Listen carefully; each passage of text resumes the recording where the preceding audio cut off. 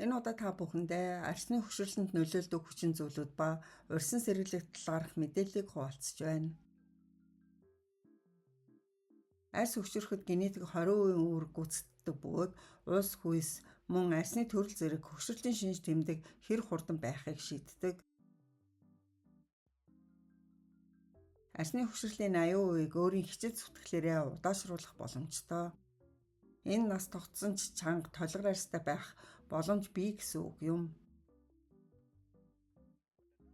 Хүн бүр өөгүй толгор арьстай байж эрүүл залуу харагдахыг хүсдэг. Үүний тулд арьсаа дотор ба гаднаас нь арчлаа зогсохгүй зарим сөрөг хүчин зүйлээс зайлсхийх шаардлагатай байдаг. Арсны хөшрөлтөнд дараах шинж тэмдгүүд хамаардаг. Үүнд нүхчилт, нөсөө толб, хялгасан үрчлээ, суларсан арьс нэмэрэх гэх мэт. 25 наснаас хөшрөлийн анхны шинж тэмдгүүд илэрч чийгшил багаснаас нарийн үрчлээ үүсэх, наранд эмзэг болж нүүр орчмоор турдаг байна.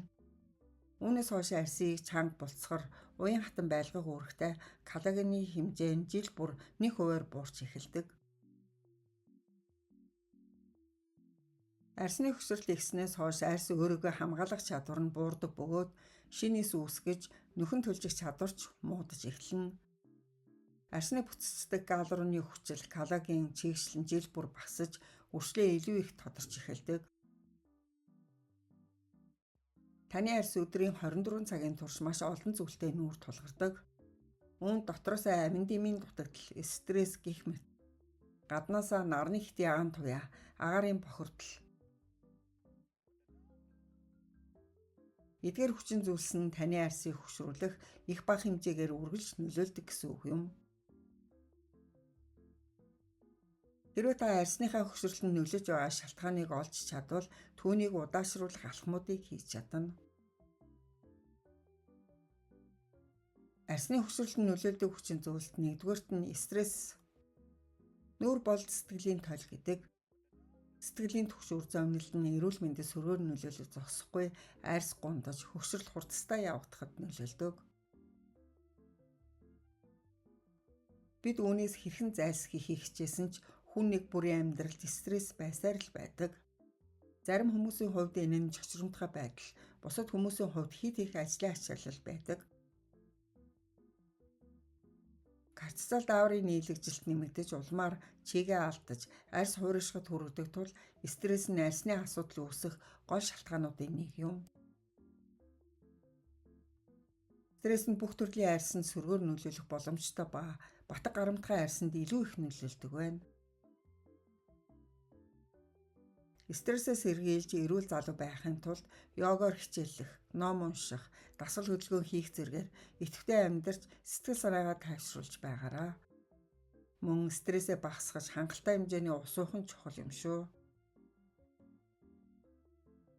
Хоёрдугаарт нь хоол хүнс нөлөөлдөг.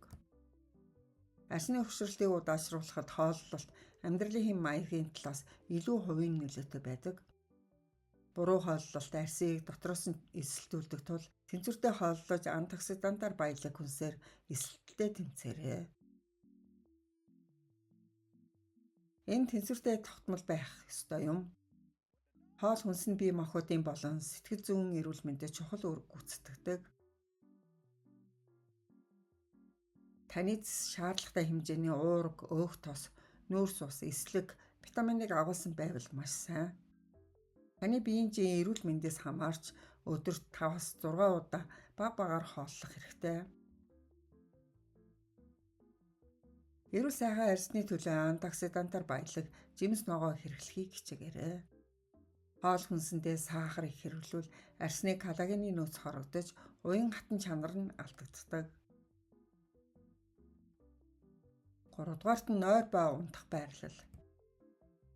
Нүрээрээ болон доошоо харж, хажуугаараа унтах нь арсанд үрчлээ үүсэхэд хүргэдэг.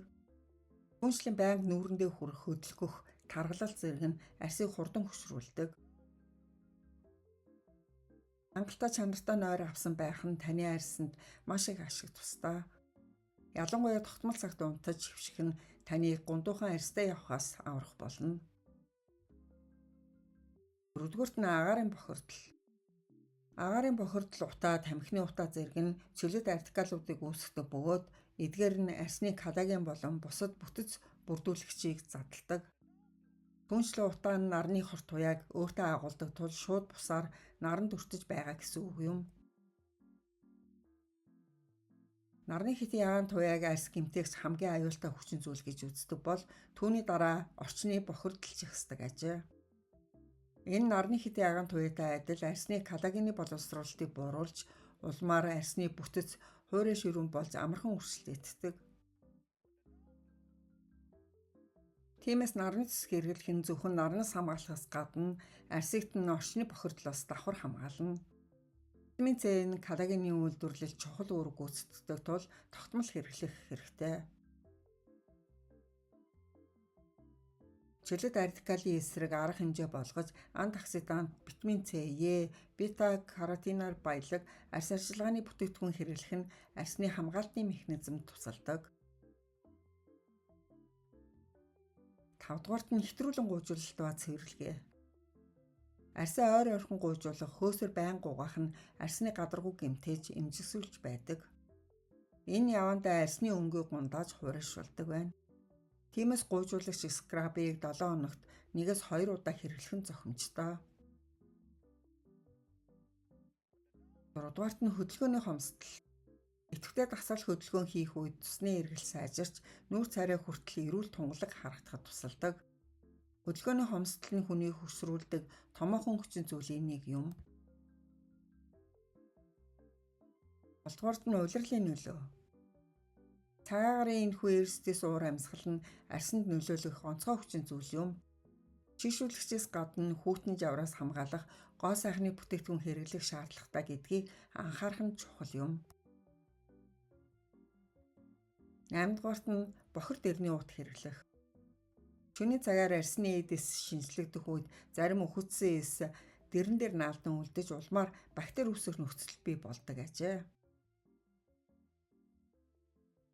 Тиймээс дэрний утаа ядаж 7 хоногт 1 удаа солих нь нүүрний арсаа бохирдлоос хамгаалах нэг арга юм. 9-дугаарт нь наслтай холбоотой өөрчлөлтүүд. Өөртөө анхаарал халамж тавих нь нөхцөл байдлаас гарах хамгийн шилдэг арга юм. 10-дугаарт нь арс арчилгааны буруу дэглэм. Бүсгүйчүүд ихэвчлэн арс арчилгаанаас илүү нүүр будалтандаа их анхаарал тавьдаг.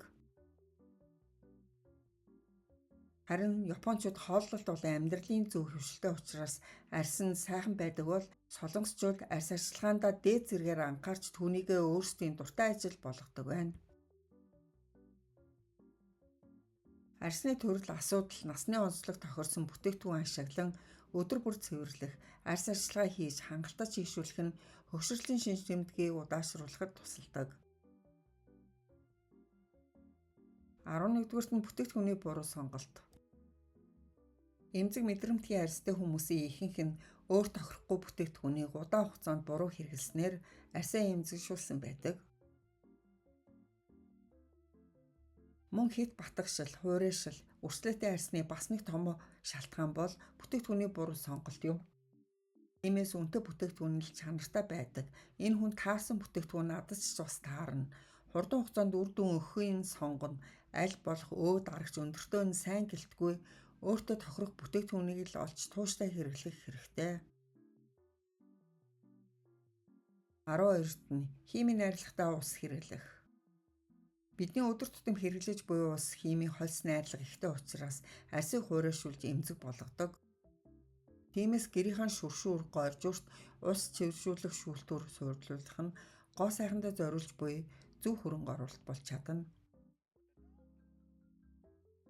13-т нь нарны хитийн агаан туяа. Судалгаанаас харахад наранд өртөөгүй арсны хэсгүүд өндөр нас хүртлээр өнгө, уян хатан чанар, нөхөн түлжих чадвараа хадгалдаг.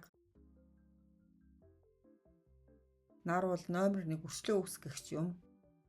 Өршлөнөөс гадна сэвх, нөсөө толб, арсны хавдар тусах магадлалыг ч нэмэгдүүлж байдаг.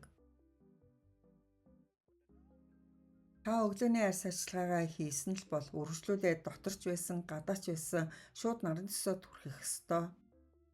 Нарнаас хамгаалах тос хэрэглэх нь хөгшрөлтийн шинж тэмдгийг удаашруулахын тулд хийж болох чухал алхам юм.